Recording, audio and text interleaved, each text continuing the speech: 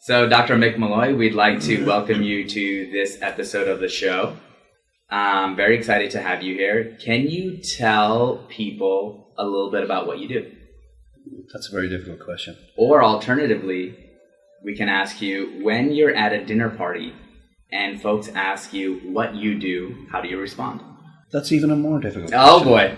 It's very difficult to explain what some of the work I do is, because my primary focus is emergency medicine, but I also do disaster medicine.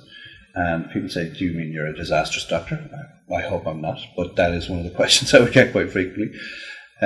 People are, what is disaster medicine? And it's providing medical care in austere environments, sometimes after disasters, sometimes after unexpected failures in the particular institution, but it's providing emergency care in unusual situations. And I suppose that's the shortest way to put it. The other way to put it is, I could tell you, but I'd have to kill you.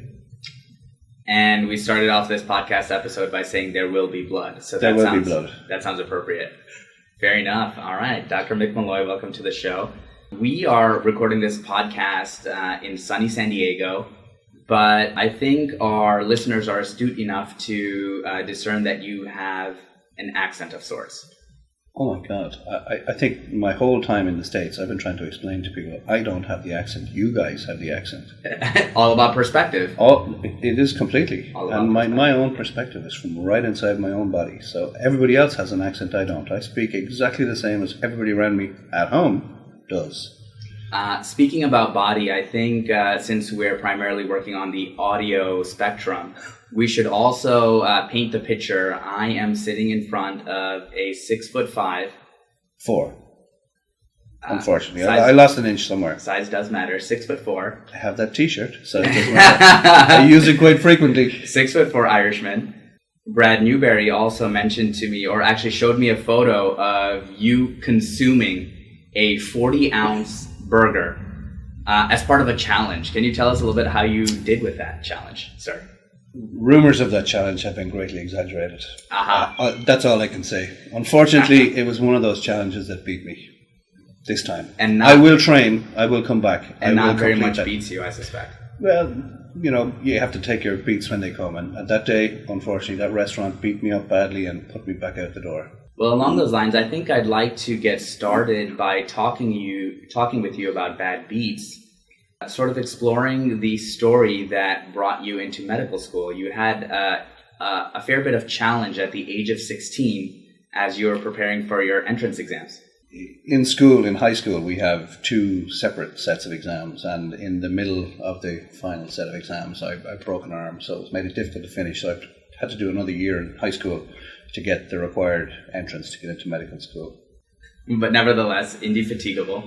I kept going. You overcame your challenge. Persevered and got in. And in Ireland, unlike the States, I think it used to be like this in some parts of the States. In Ireland, you can go, it's direct entry into medical school from high school. Medical school is 6 years. And that's then really where the journey begins, because from then on, paths really diverge compared to what US residents or US fellows would normally experience. The working life in Ireland is very different, and the hospitals are much smaller. There are a lot less doctors around. There are a lot less other staff around, so you're expected to do quite a bit more. So there'll be more of what you would see as the tech work or the plaster specialist work, and that falls back to the docs. But the training program itself is very, very different. Legally in Ireland, you have to have completed a minimum of 7 years post-grad medical school to be eligible to become an attending. Now that's the minimum, the legal minimum, and very few specialties come across to that. In emergency medicine, when I started, it was the old system, which has now been streamlined a little bit. But in the old system, there were 3 stages to your training. First was completing an internship. Second, competitive entry into a basic specialist training program, which was 3 years long, similar to your own residency, with an exit examination you had to pass to then become eligible to apply for the higher specialist training, which was another 6 years. And most people would go on to do fellowships after that. So the minimum duration for me would have been 11 years, but I'm not very good at minimums a lot of the time. So I spent a tortuous journey going through that. Admitted into medical school, and then beginning your journey as a resident physician. Correct. Absolutely. Tell us a little bit about your earlier years in training. And you were unexpectedly blessed, let's say, with an opportunity that few folks maybe presented with. While still a trainee, you were appointed. Oh, correct. Sorry. I know where you're going now.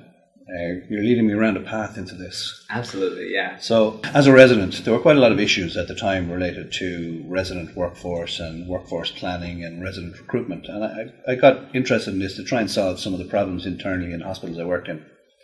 And I found it was a skill set which came to me, I won't say completely naturally, but I worked at it and developed it and got promoted into roles within the medical organisation in Ireland, the Irish Medical Organisation, which is equivalent to your American Medical Association.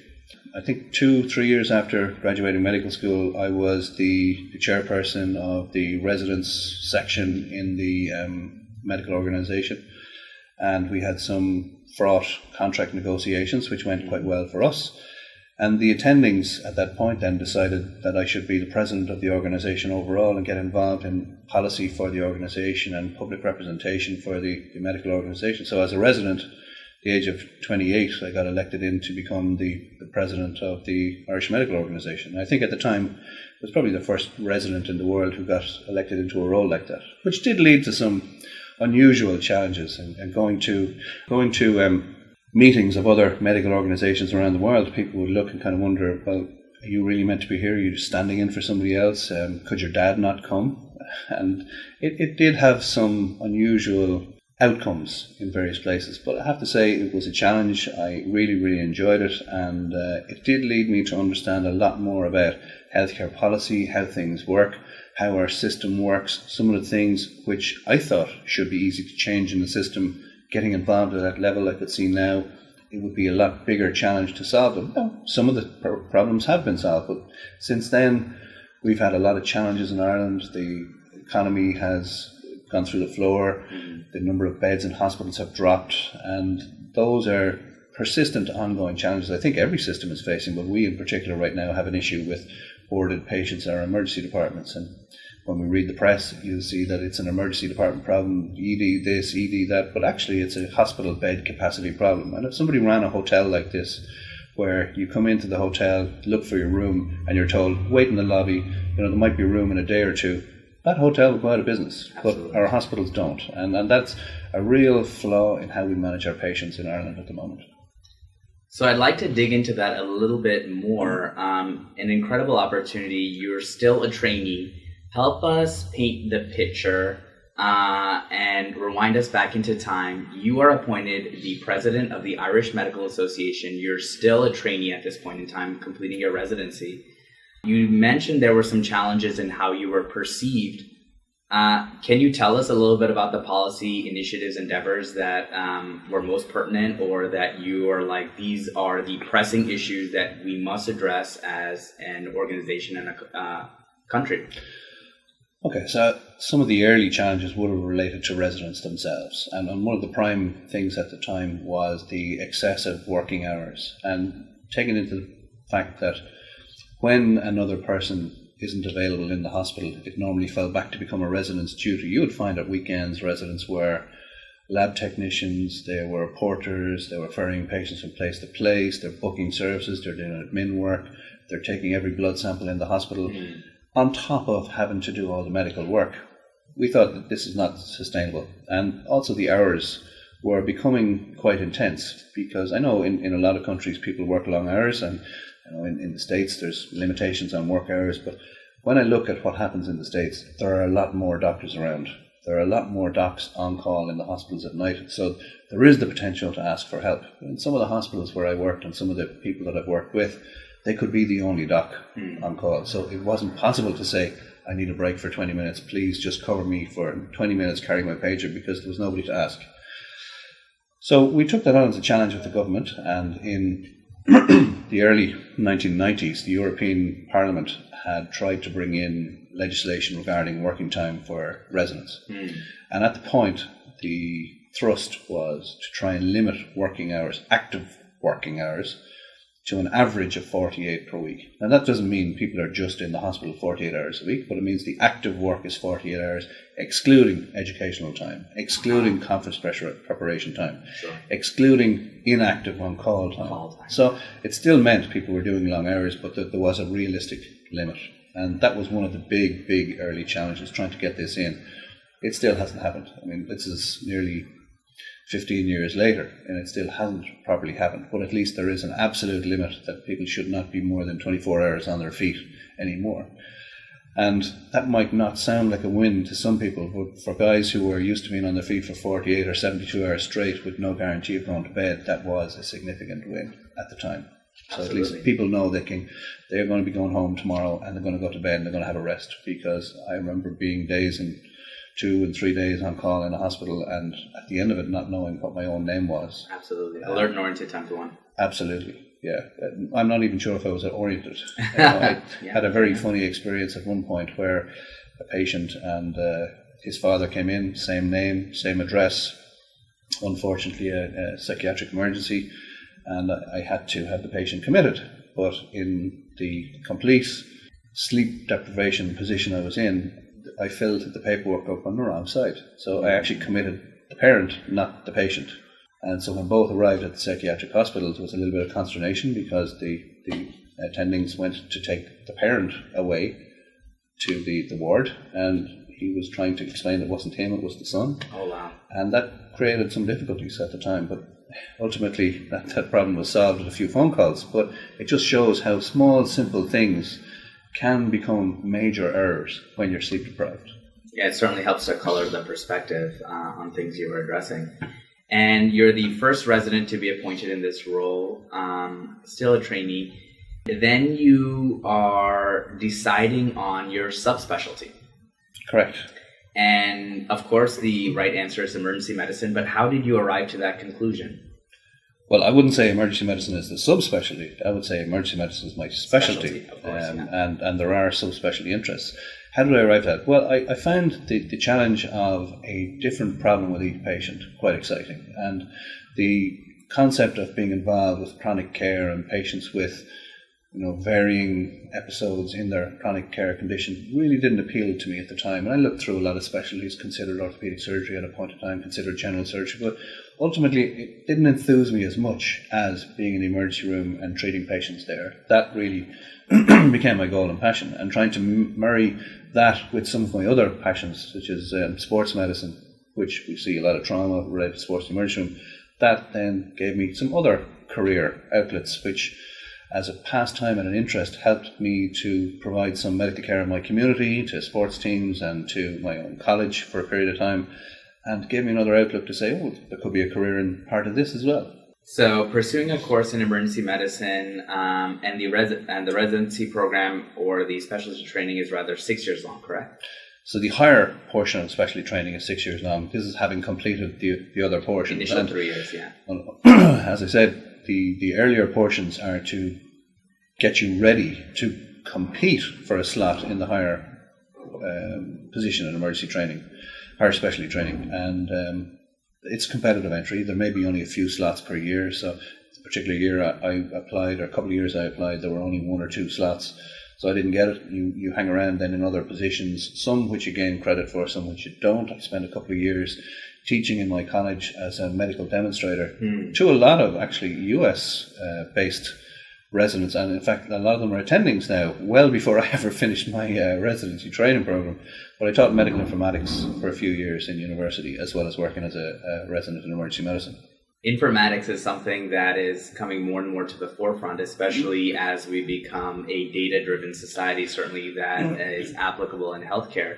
What was your specific interest in informatics?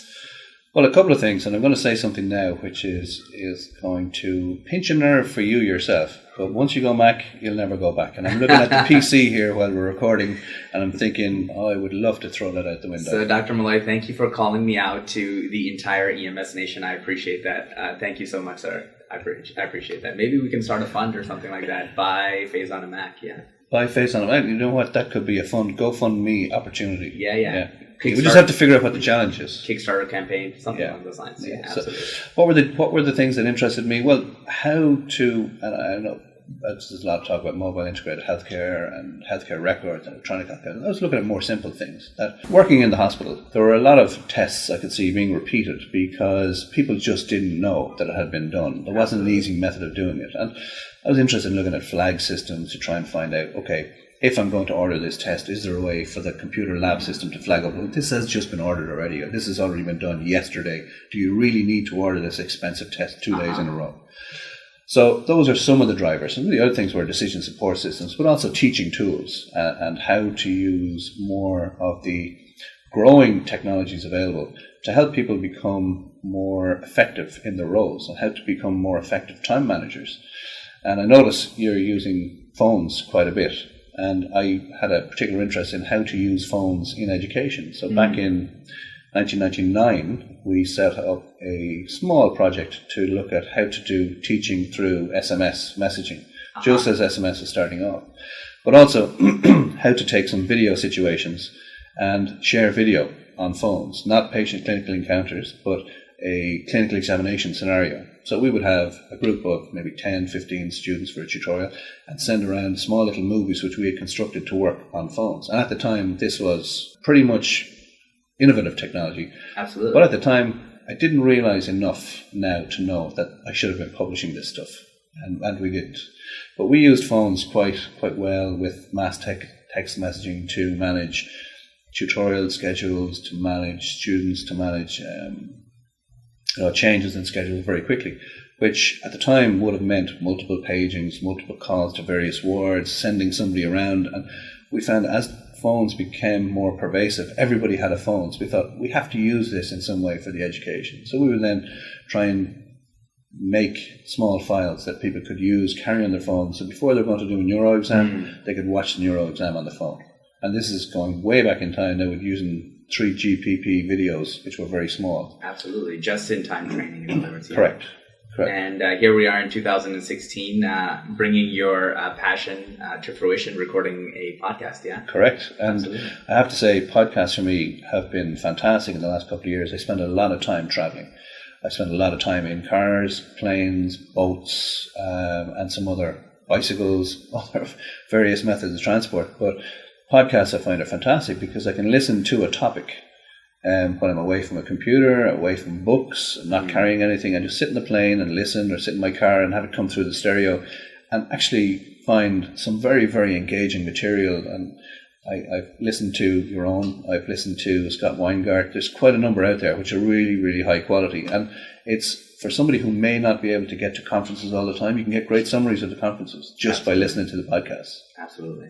Super exciting time in emergency medicine, critical care, EMS, with the advent of these new technologies that really are harnessing the power of foam, bringing the content straight to your fingertips at little to no cost. And I have to say, the whole concept of foam has been fantastic. Mike Cadigan in Australia, or Sand and Surf, as most people would know, amazing guy. He has had some really, really innovative thinking, and he was a guy who publishers loved because he was publishing new textbooks every couple of years. They were selling, copies by the thousands. Hotcakes. And now he's saying he doesn't want to do any book publishing anymore. He wants to give this away free because he wants more people to be able to access it. So how do you access one guy? Do you put him on the lecture circuit and bring him around and lecture to 50 people here or 100 people there? No, the internet. And he has now an amazing website, Life in the Fast Lane, where you can go and actually have a discussion about a particular topic. He has little podcasts on there. He's got updates. But if you have a particular interesting case you want to discuss or figure out, it's a place where it becomes a resource for the world. And the non-judgmental aspect of it too, I think people can approach it as learners and harness the power of the international community to really, hey, I need help with this topic. Let's figure out what's out there. Yeah. Correct. And those kind of methods of getting your question out to a large community who are willing to help, who may be asleep when you send the question out, but when you get up in the morning, you suddenly find you've got a response from 50, 100, 200 people with small little suggestions about how to change your project or how to get more out of it.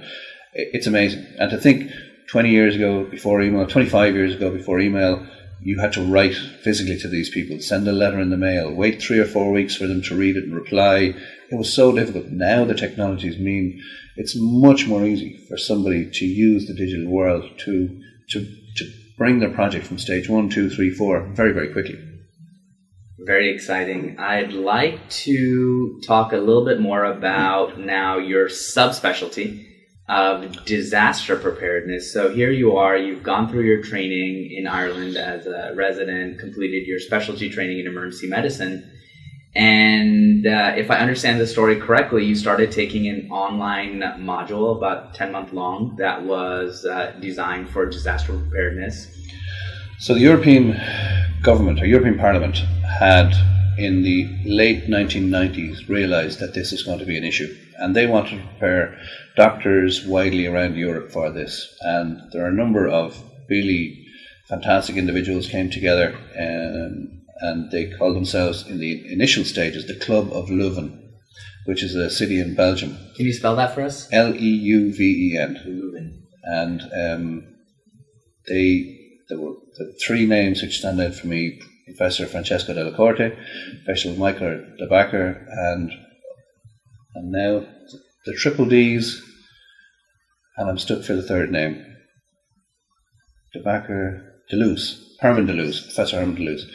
They came together and set up a meeting where people came.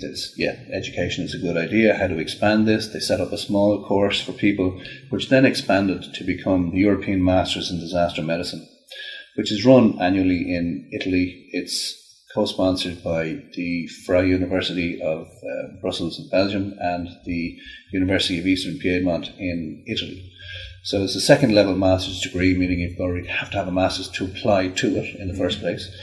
And as you said, it's online learning where you interact with a group for lectures online, but also group work and topics to prepare a specific disaster project related to an area which online is called Riceland, but in practice relates to a specific geographic area in northern Italy. I see. And your residential course is focused in this area. So every year you've got 35 students, you've maybe got 20, 30 faculty who are coming, so you've got 60 of the world experts in disaster medicine Amazing. Coming to one area to practice their disaster plan every year in a large-scale exercise. And I have to say the large-scale exercises are planned to precision, and our particular exercise at the time was to do a tunnel fire, large vehicle collisions inside a tunnel, and the activities of how you would manage that, what you do, and you have the full resources of the region available to you. There was a disused airport hangar, which was used as a mini hospital, stocked up for the day just for the exercise, and there were hundreds of casualties. And the whole exercise is videoed, time-stamped, time-analysed to look at decision points, decision-making, where critical decisions taken.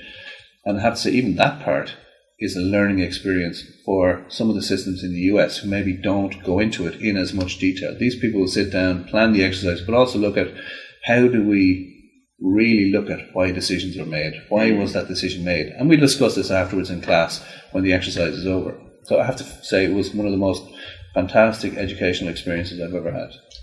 So in regards to critical decision making and problem solving, your boots on the ground, you're participating in this disaster activity, MCI. You shared an anecdote with me which I thought was quite illustrative last night. So you find yourself in the middle of a tunnel and there's a challenge that's presented to you. Tell us a little bit about that. So I'm hoping the statute of limitations has gone from this one now, and that there's going to be no fallback. But we're in the tunnel, and as a planned component of the exercise, our communications failed.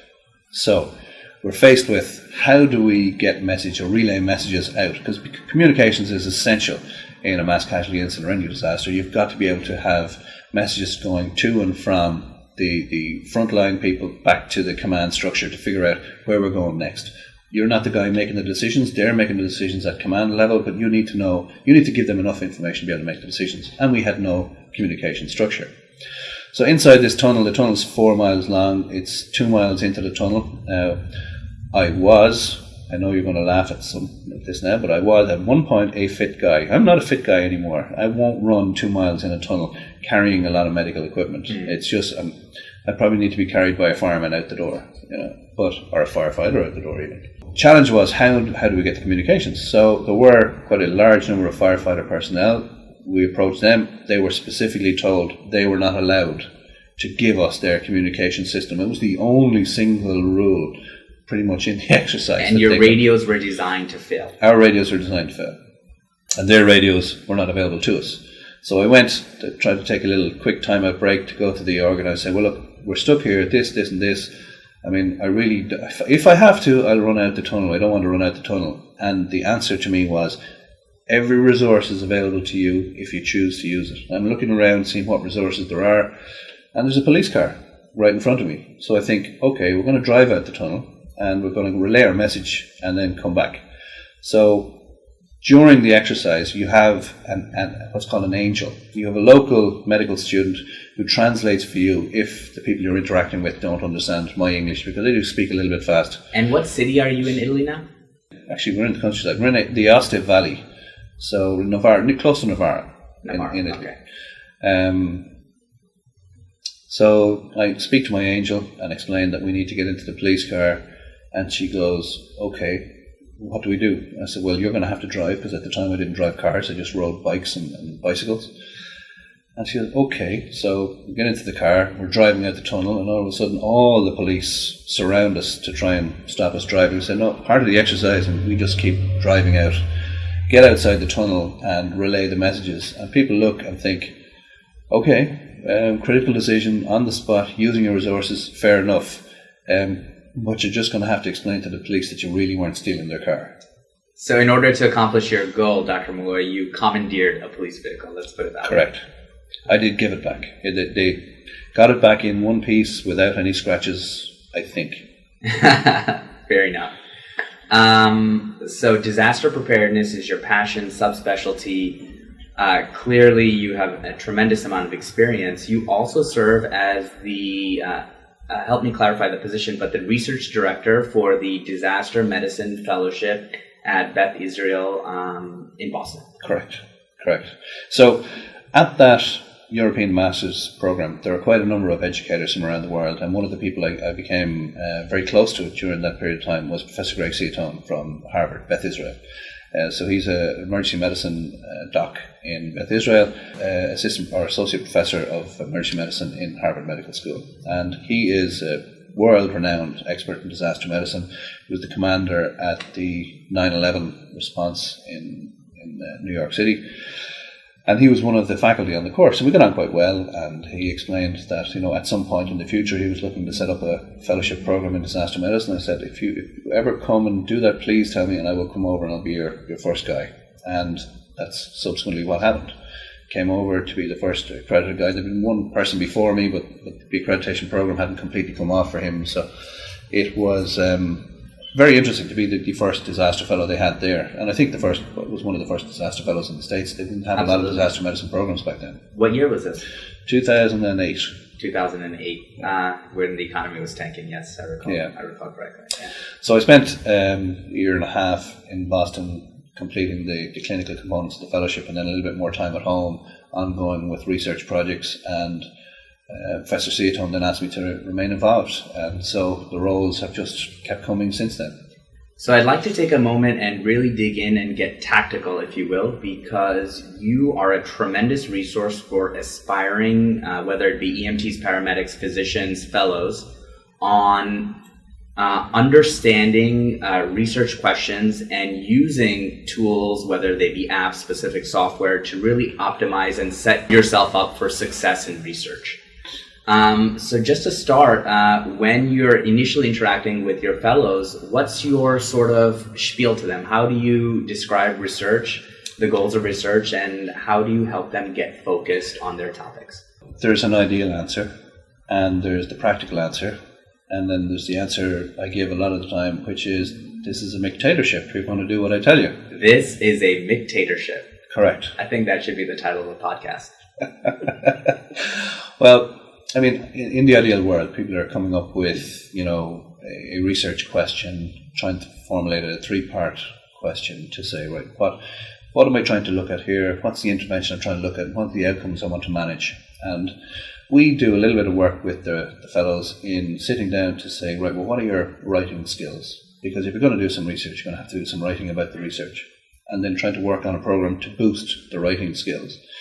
And some of this, it's amazing that I find, I suppose, have an unusual background in that I had experience with medical informatics at an early point. I was aware of software to help you write at an early point, and I'm still amazed now when I'm one of the associate editors for Professor Seaton with his disaster book, disaster textbook, and that a lot of writers still don't use electronic tools to properly reference an article, and they're doing these by hand, which will only lead to errors at points. The longer you write a piece of work, the more pages there are, the more likely you're to misnumber or mislabel a particular reference, where there are some fantastic tools available to help you reference a document properly. And an anecdote from back in time, I had a call from a colleague when I was in Ireland, coming close to finishing my residency, and he had been doing research in a surgical application for 2 years.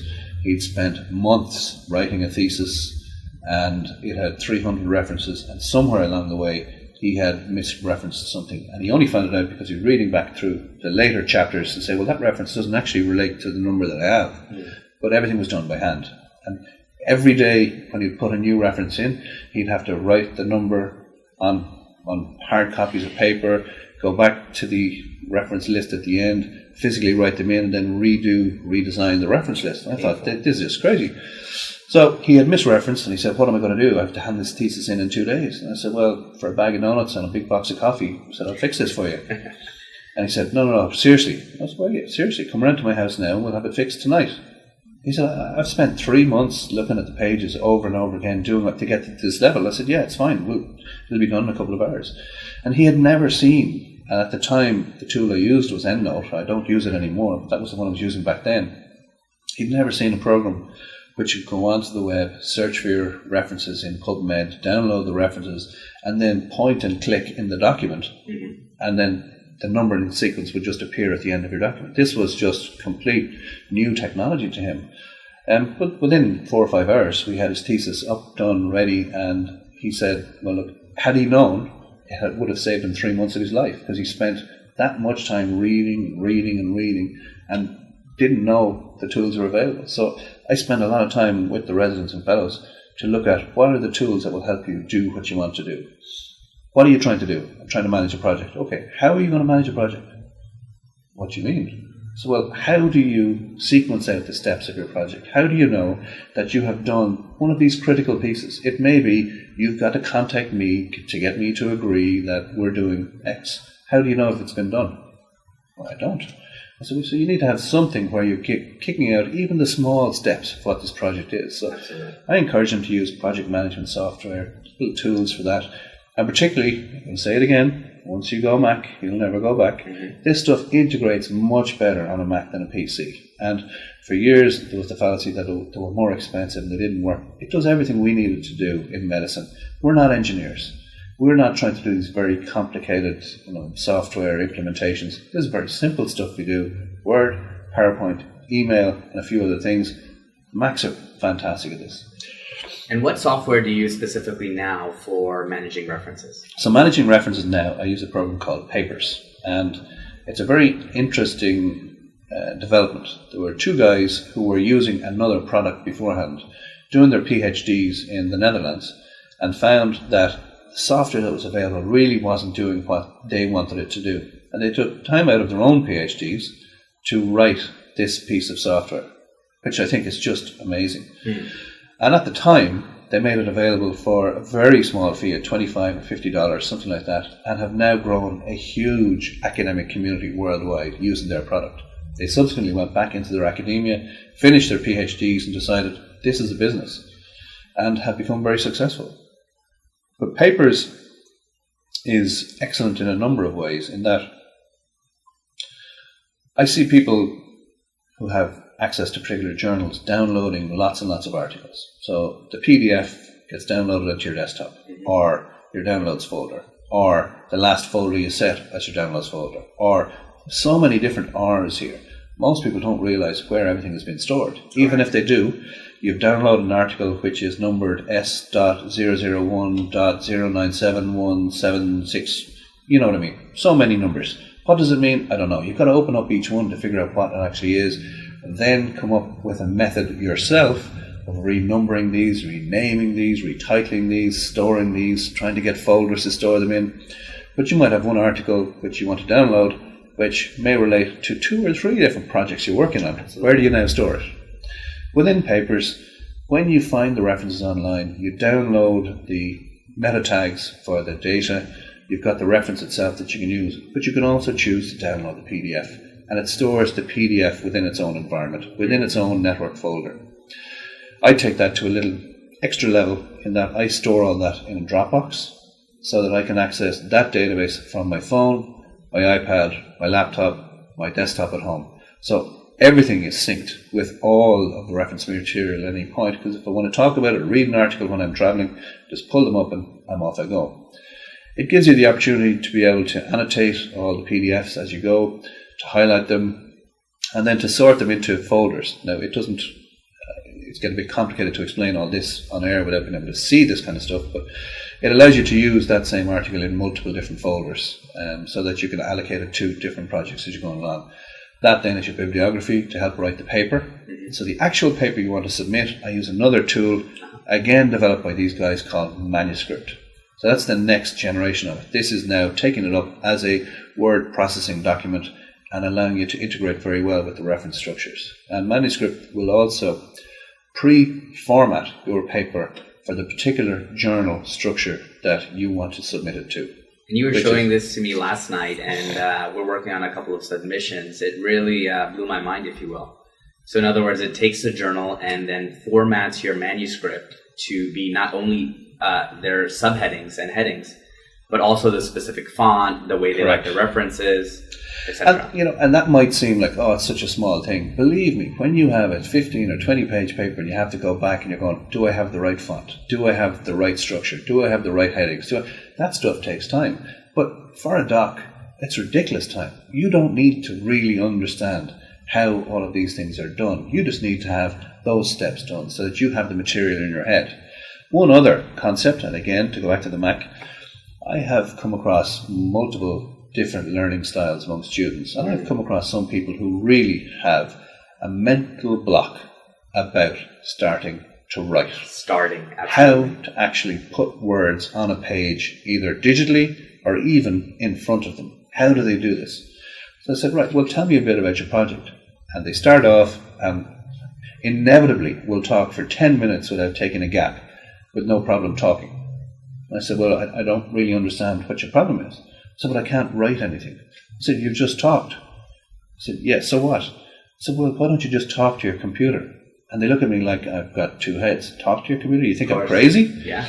Well, built into the Mac is voice recognition, so you can open a Word document and directly dictate into it. And maybe for some people it's better not to look at the computer, but just to keep talking in the background. Now the words are coming onto the page, and when they're there, usually the person doesn't have a problem in moving the words around to get sentence structure and word paragraph structures. But the issue is, how do I start this? And inevitably with theses, the same thing. People are looking at a big project. How do I do this? I start with a blank document. And I usually ask them, I say, well, what's the structure? What university are you coming from? What do you have to give them? Well, I have to give them this. And I said, so what you need is a template. There isn't one. I said, make a template. So you're starting off, you have a title page. And the next page, which is usually blank, you have a page then where you're thanking all the various people. You know now who you want to thank, so you can write that page. You've got a table of contents, but you don't have any contents yet until you go to the next stage and start putting titles on pages. And just create a document which has maybe 25, 28, 30 pages. They're all blank. They may only have one word, but that one word at the top is now your focus, because today I'm going to write a page or 2 pages of an introduction. The next day I'm going to write 2 pages of my methods, because in the beginning you should really know what your methods are. There's no point writing the methods at the end of the project when you've done lots of other things. Write it up front. When you're doing the methods, working it out, write it down on paper. And you'll be surprised how quickly people can actually work through a structure by just having a managed framework to do that. So essentially it's overcoming your inertia of viewing the project in whole. Absolutely. By breaking it down into palatable segments. Bite-sized chunks. And again, it's not very difficult to think about such a project in a small bite-sized chunk. Introduction is completely separate to something else.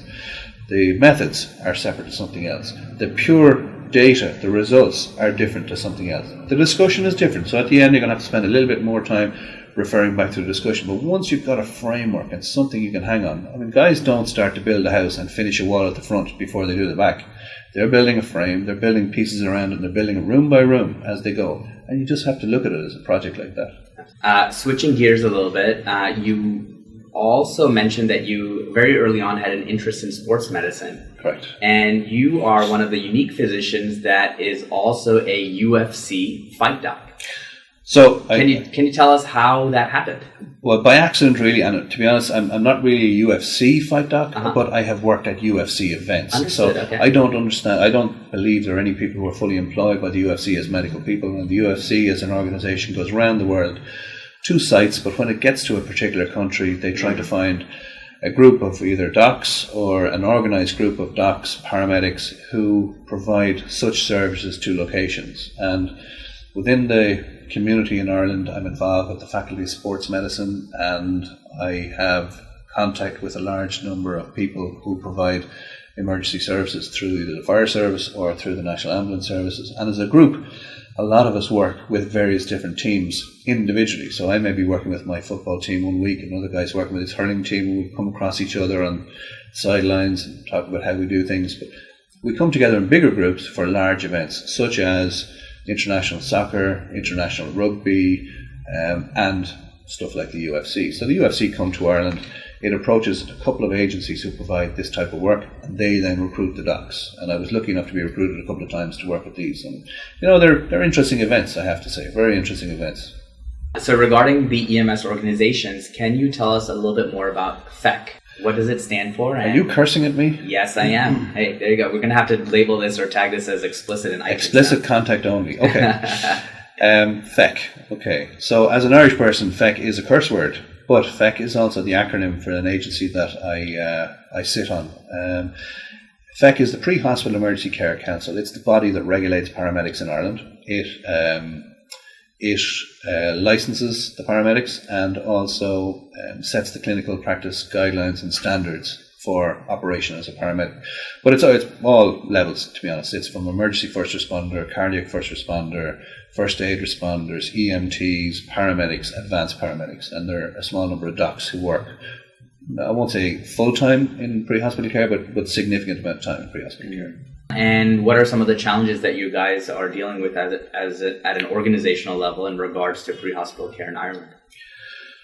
Well, the organisation itself isn't involved in the delivery of the care. The delivery is done by the various agencies in Ireland, be they state agencies such as the National Ambulance Services, regional agencies such as the Dublin Fire Brigade, or even voluntary agencies such as the St. John Ambulance Brigade, the Red Cross, the Order of Malta. There are quite a number of agencies of civil defence who provide emergency medical care at events, locations, gatherings, public gatherings. Our goal is to try and ensure that there is a very high standard operating at levels from even the most basic first aid all the way up to advanced paramedic, and that the public can be assured that when they meet somebody who is accredited, they've got a good standard of education behind them, and that they're operating to a framework which has been set for them. So you don't have people operating willy-nilly and deciding, well, I'm going to do a roadside amputation, but you're an EMT. You know, that kind of thing doesn't happen. And so we were pretty good at managing the clinical practice guidelines and the frameworks as they are right now. There have been some challenges, and probably the challenge I'm facing at the moment is that our Secretary for Health or Minister for Health has brought in some new legislation to enable public access to, now I've been told there's a difficulty with how I phrase these things, but GTN or NTG as you call it in the United States, Narcan or naloxone, Entonox, so gas for pain, oxide. Glucagon, you were mentioning? Glucagon, sorry, yes, I'm trying to remember back through my head. Glucagon, and there was one other, epinephrine. Okay. Public access epinephrine, yeah. Yeah, public access, well, limited public access epinephrine. So the public would have to do a particular type of training to be able to administer these things. And as an organisation, in fact, we sat back and said, well, what's the basic standard we need? Well, we need people to be able to do basic life support. We need to be able to do pulse checks. Now, blood pressure is a different one because they may not have the material. So we have to try and limit what we can expect of the public to do. And it's not really the true general public walking down the road. This is aimed at people who are in areas of gatherings, such as schools, train stations, police stations, shopping malls, sports events, stadiums. So really very, very large distribution. So that somebody in that the organisation itself has to say, well, we want to provide these services. They then have to provide somebody who should be trained for these services. They're going to have to provide somebody who's going to regulate where the medications are held, how they're dispensed, how they're accounted for. So it's not quite, public off the shelf, I need this drug. But at the same point, it does have challenges because these are pretty tricky medical conditions, and at times can be tricky conditions for an EMT or a paramedic or even a physician to manage. Absolutely. And recognise. And we have to be sure that whatever standard we put out there is something that's going to be reproducible and easily understood, and the people are not going to make mistakes. And one of the unusual areas in this for us is normally when we're making or setting clinical practice guidelines for EMTs and paramedics and advanced paramedics, the pathway at the end inevitably is you're going to a higher level of care. You're going to a hospital or you're going to a clinical site. In this, the expectation would be that people are not always going to go, particularly in the case of an asthma exacerbation. Sorry, I didn't mention albuterol, salbutamol in our side of the world, but albuterol here is one of the other drugs. And we understand that teachers are giving kids this drug in school right now, that the parents are coming in and saying, this is my kid's drug. When they get squeezy, I need you to give them the drug, and that's it. And this has happened for 30, 40 years in schools, and nobody's created any problems with it. But now we have to formulate that practice, and we have to be able to say, right, well, the teacher is now educated to do this and recognise that it hasn't worked, recognise there's a need for higher level care, or that the particular exacerbation has been managed and the patient can now go home. And for me, that's been very difficult because we're now giving the person who's at the lowest level of our training the option to discharge a patient, to treat and treat a patient, which we don't offer our highest level medics at the moment. And I've had a conceptual difficulty with that right now because we're putting in place a very formal framework for this. One of the other issues is how the law was written for us, in that the law was written for intramuscular administration of some drugs, and ideally you want to get into needle-free practices for people who don't do this a lot. Absolutely. So looking at either auto-injectors or looking at methods of administration such as intranasal administration, so that the people who don't do this frequently don't have the added difficulty of how to manage needles and how to manage sharps, or unfortunately have the terrible consequences of having a sharp inoculation themselves from somebody who could have an infectious disease. Thank you for that. Very interesting policy developments. A bit of a sensitive subject, but relating to policy, we recently had a tragic loss in our community of a dear friend of yours who was highly passionate about helicopter EMS, especially in Ireland. Correct, John. I mean, John's an amazing guy. He's done so much in the pre-hospital world. He has some incredible stuff in social media. I mean, he had a big, big personality. And he did what it says on the tin. He went out, and it wasn't that he was a guy in an ivory tower saying, oh, you should do this, and when you're out on the street, you should do that, and you should consider doing this. He was out there doing it. Now, I work at a lot of sports events. I go to a lot of sports events. I would not do what he did. He was on a motorbike, travelling behind races at 140, 150 miles an hour to be sure that he was going to be there if somebody got injured. And he always was. He was always there. Unfortunately, he came off the motorbike and died. Very tragic, and his memory will leave certainly a lasting impression, all that he's added to the community. One of the podcasts he did, which really, I mean, he's got some very irreverent podcasts out there where he slags people off quite a bit, and he uses a lot of bad language, and a lot of us use bad language, but he has a way of just delivering it. And he has a great podcast where he's talking about resuscitation, and that when you've finished your resuscitation, you need to start your deep resuscitation. And that was a new concept for me, and I actually sat back and listened to him, and it made a lot of sense. He was way ahead of his time. and his involvement in social media is really, really missed. I think his legacy will continue, and certainly there are a lot of us that are excited to travel to Ireland this coming June, not only for the EMS Gathering conference, but also for SMAC Social Media and Critical Care Conference in Dublin, Ireland. Can you tell us a little bit about both conferences and a little bit about SMAC? EMS Gathering is a conference which came up a number of years ago. Ireland is, I saw a very interesting statistic a number of days ago, a country where a very large percentage of the population live abroad. So at the moment, 17.5% of natural born residents of Ireland live outside of Ireland.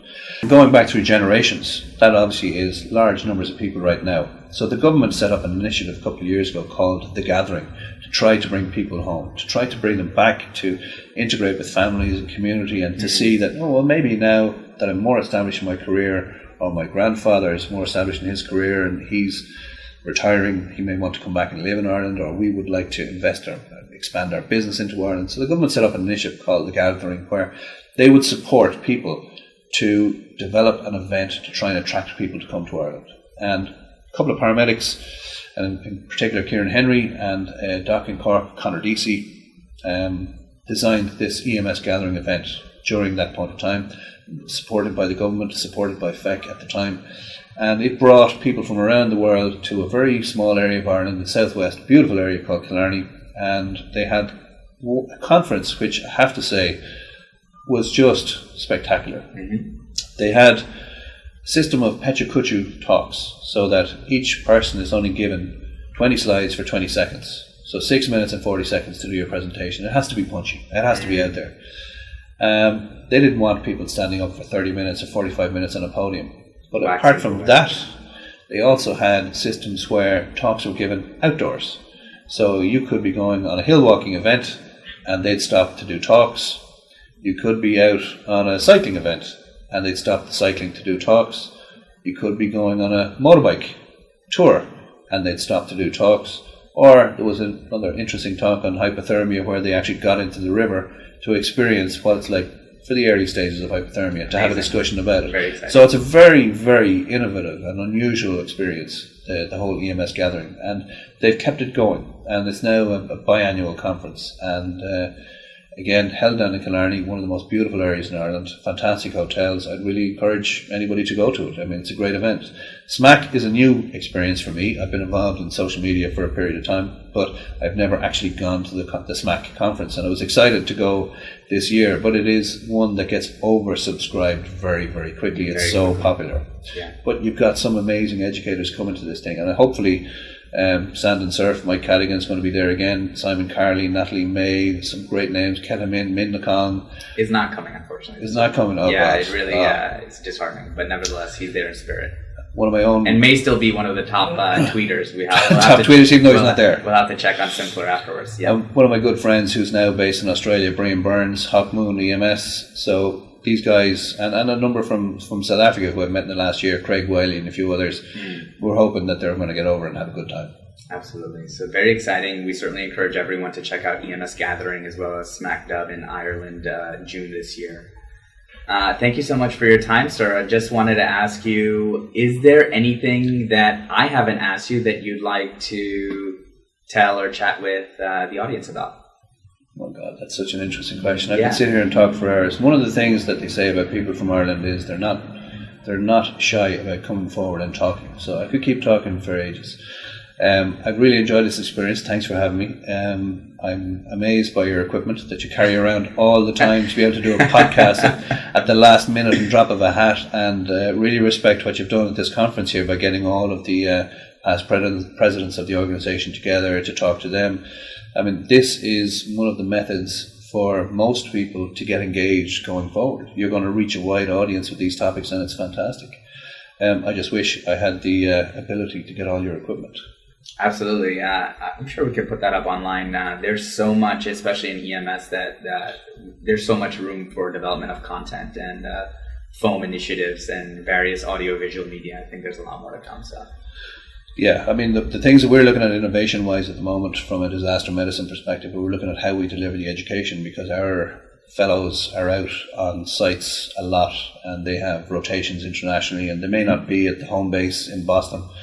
So we've developed an online training program where they can engage. They've got textbook chapters to read. They've got interactive forum they need to liaise with. And we think that's going to be a way of the future for having education dispersed over wide geographical areas and also time zones. We were chatting a little bit about Moodles last night. Could you just tell the audience a little bit about what that is? And you also shared a website, Best Bets. Okay, so Moodle is a free open access piece of software which you can download. But it does have to be hosted somewhere. So there are many commercial companies available who will host this product on their servers. But what it is a learning management system. And you have an administrator who can set up courses and who can assign people to courses in two roles, to tutor, to course manager, to student, to managing student.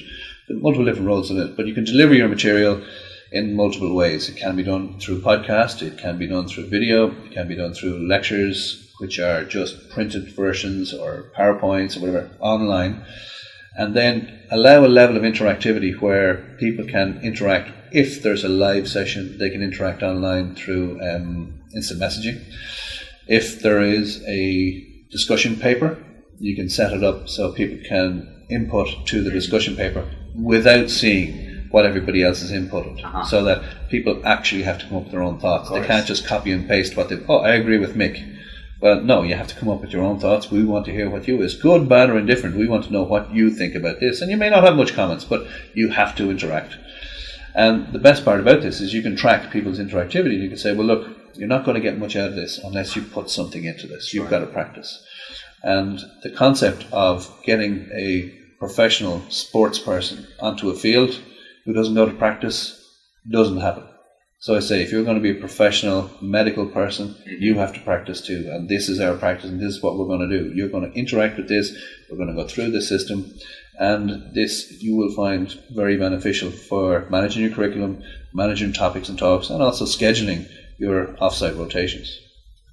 Well, thank you. The other topic you talked about was the best bets. Yeah, so best bets is a tremendous tool. So when I was in my residency training program, I came across this, and it's run by professors in the UK, in Manchester, Kevin McWay-Jones, Simon Carley, and a few others, and both of whom were also involved quite heavily in social media.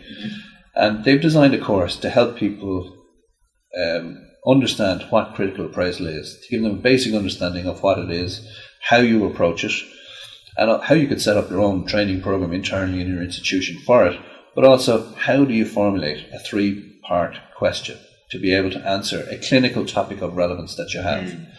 So they come to your venue, they'll teach you this stuff, they'll interact with you for a couple of days to make sure people have this computer skills to be able to do this properly, to use the online databases, to use the resources available. Because I go back to when I was a med student, and this is the last century, in the very last century, we had a thing called Index Medicus.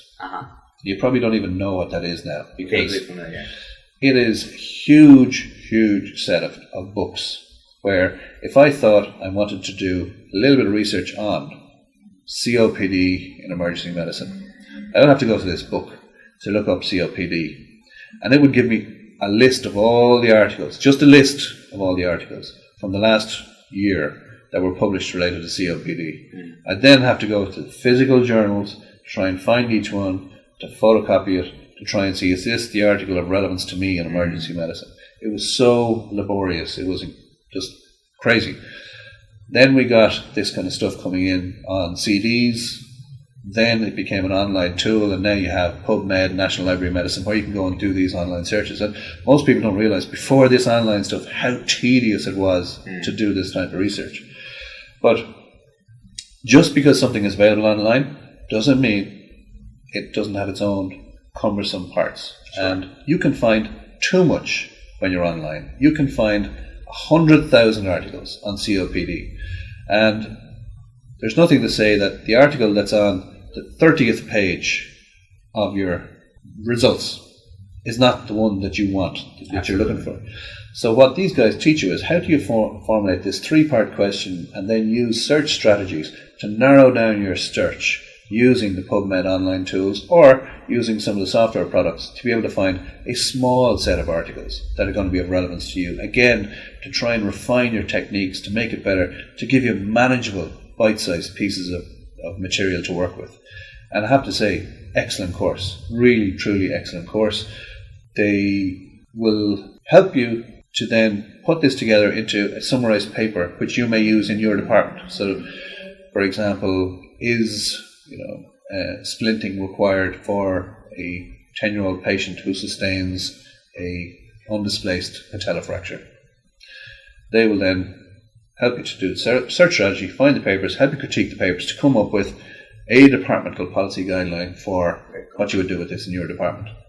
It isn't about how to do research from start to finish. It's about how to read the evidence, how to assimilate that evidence, how to then break it down to something that's relevant to you. But what it does offer is it offers people the opportunity then afterwards to create these formula questions where you're giving something that's real clinical impact for people in general. You're showing them how you've done this research, how you've assimilated the knowledge of the topic, and they will publish these. So they publish these in the British Medical Journal, the Emergency Medicine Journal, the Archive of Diseases in Children, and there's a lot of material available out there on the website about how to do these questions and how to submit them. They'll publish them on their website as well. So again, for people who are interested in starting to get together to do some early publication, to early research work, I'd strongly encourage them to go to that site, have a good look at it and trawl through it. So fantastic resource. We'll certainly link to that in the show notes. And last but not least, where can folks find you on Twitter? Where can they find me on Twitter? Yeah, what's your handle? At Dr. Mick Molloy. Very, very... DRMICK. MOLLOY. You were just going for the A. You don't go for the A. Which is why we spelled it out. All right, fantastic. Thank you so much for your time, sir. I think this... And if anybody wants to get any information on this, feel free, tweet, DM, email me. The email is not that difficult either. That's mickmolloy@mac.com. Once you go Mac, you'll never go back. Remember that one. And if anybody I'm quite free. I'm travelling around to the States a lot, so I'm here quite a bit. If anybody says, look, you come down, do a talk, help us out with this, absolutely. I'm open and have a passport, we'll travel. So EMSNation, there you have it. Dr. Mick Molloy. Remember, it's a Mick-Tatorship. It's a Mick-Tatorship. All right, cheers.